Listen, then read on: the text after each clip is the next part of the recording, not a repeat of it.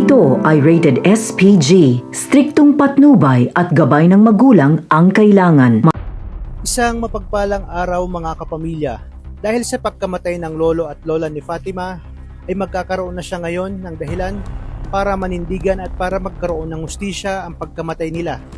Ipinangako niya sa kanyang sarili na pagbabayarin niya ang mga gerero lalong-lalo na si Miguelito dahil ngayon ay pamilya niya na ang nadamay.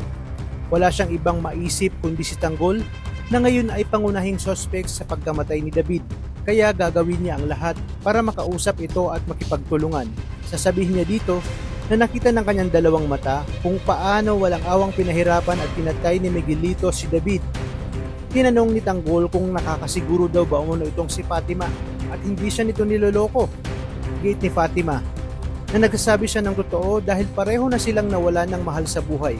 Matapos umanong ratratin ang kanilang bahay ni Miguelito kasama ng mga tauhan nito na siyang ikinasawi ng kanyang lolo at lola. Marami na daw umano siyang nalalaman kaya gusto ni Miguelito na patahimigin siya. Kaya naman magsasanib puwersa sila para mailabas ang baho ng mga gerero.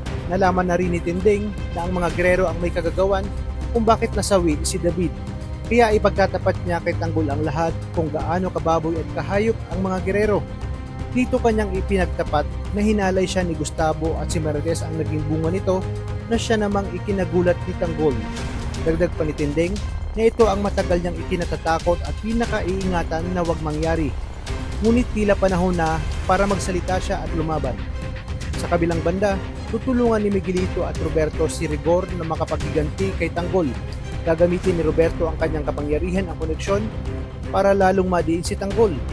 Ngunit magagawa kaya ito ni Rigor gayong alam niya na at narinig niya yan sinabi ni Fatima kasi Miguelito umano ang pumatay kay David o magbubulag-bulagan siya at tuluyan niyang ididiin si Tanggol.